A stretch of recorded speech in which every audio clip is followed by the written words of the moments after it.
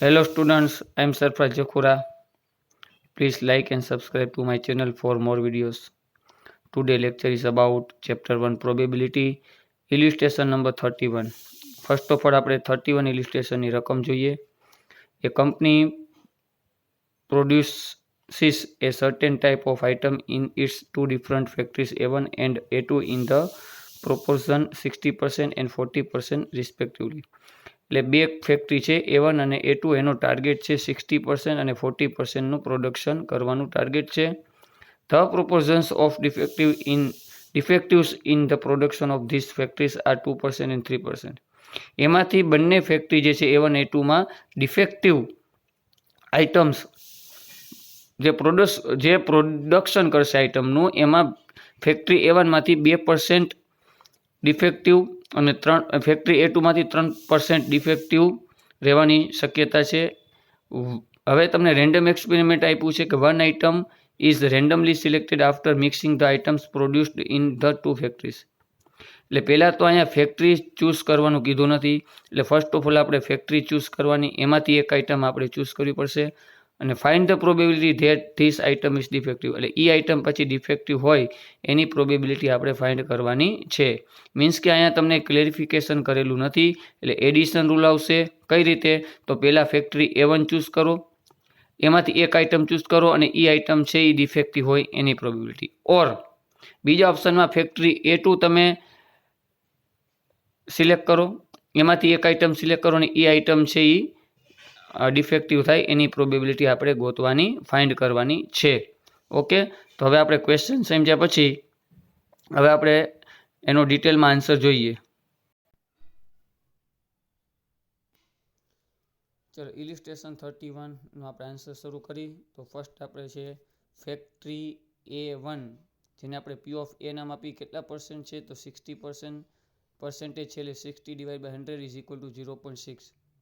Factory A1માં defective in the production એટલે is 2%. એટલે જે 60% પ્રોડક્શનનું ટાર્ગેટ છે એમાંથી 2% છે એ ડિફેક્ટિવ છે. એને આપણે P ઓફ A1 નામ આપી દઈ 2%. એટલે 2/100 ઇઝ ઇક્વલ ટુ 0.02. નેક્સ્ટ આવશે ફેક્ટરી A2, એમાં P ઓફ B, એને આપણે P ઓફ B નામ આપી. એમાં 40% પ્રોડક્શન છે તો 40/100 ઇઝ ઇક્વલ ટુ 0.4. અને ફેક્ટરી A2માં defective in the production is 3%. એટલે એને આપણે P ઓફ A2 નામ આપી દઈ. 3% ડિફેક્ટિવ છે તો 3/100 ઇઝ ઇક્વલ ટુ 0.03. તો અહીંયા આપણે P ઓફ A મળી ગયું, P ઓફ A1 મળી ગયું, P ઓફ B મળી ગયું અને P ઓફ A2 મળી ગયું. હવે તમને રેન્ડમ એક્સપેરિમેન્ટ અને ઇવેન્ટ બેને આપણે એક સાથે લેશું. તો one item is randomly selected after mixing the item produced in the two factories. Find the probability that this item is defective.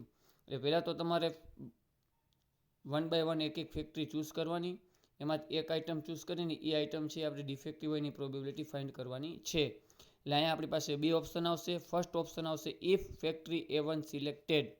એટલે પહેલાં ફેક્ટરી A1 સિલેક્ટ કરો and defective in the production. એટલે એ પ્રોડક્શનમાંથી ડિફેક્ટિવ આઇટમ નીકળે એની probability આપણે find કરશું. ઓર હવે આપણે પાસે બીજો ઓપ્શન છે if factory A2 selected and defective in the production. હવે આનો આપણે આન્સર કઈ રીતે મેળવશું? તો ફેક્ટરી A1 છે એને આપણે શું નામ આપ્યું? P of A into and એટલે into defective in the production. એટલે ફેક્ટરી A1 માંથી ડિફેક્ટિવ પ્રોડક્શન થઈને આપણે શું નામ આપ્યું હતું? P of A1. ઓર એટલે પ્લસ સેકન્ડ ઓપ્શનમાં ઇફ ફેક્ટરી A2 સિલેક્ટેડ એને આપણે શું નામ આપ્યું હતું? P ઓફ B એન્ડ એટલે multiply defective in the production. એટલે એમાંથી ડિફેક્ટિવ પ્રોડક્શન થાય એને આપણે શું નામ આપ્યું હતું? P of A2. હવે બધાના આન્સર આપણી પાસે અવેલેબલ છે. P ઓફ A નો આન્સર ઉપર તમને દેખાય છે 0.6 ઇન્ટુ P ઓફ A1 નો આન્સર છે 0.02 bracket close plus P of B નો આન્સર આપણે આપેલો છે 0.4 ઇન્ટુ P ઓફ A2 નો આન્સર આપણે આપેલો છે 0.03. હવે આપણે બેનો મલ્ટીપ્લાય કરશું. 0.6 ઇન્ટુ 0.02 નો મલ્ટીપ્લાય કરશું એટલે આન્સર આવશે 0.012 પ્લસ 0.4 ઇન્ટુ 0.03 નો આપણે મલ્ટીપ્લાય કરશું એટલે આન્સર આવશે 0.012. બેનો આપણે પ્લસ કરશું એટલે ફાઇનલ આન્સર આવશે આપણું 0.024. આ જ આન્સર તમે ટેક્સ્ટ બુકમાં જોશો તો તમને ઇન્ટીજર્સ રૂપે આપેલું છે. એને તમે ડિવાઇડેશનમાં કરશો એટલે આપણો આન્સર 0.024 જ આવશે. ઓકે, અહીંયા આપણે દરેક ઇવેન્ટને દરેક પ્રોબેબિલિટીને પોઈન્ટમાં કન્વર્ટ કર્યું છે એટલે આપણો ફાઇનલ આન્સર પણ પોઈન્ટમાં આવેલો છે. બરાબર છે. ઓકે, નેક્સ્ટ લેક્ચરમાં આપણે એના પછીનું ઇલ્યુસ્ટ્રેશન જોશું. બરાબર.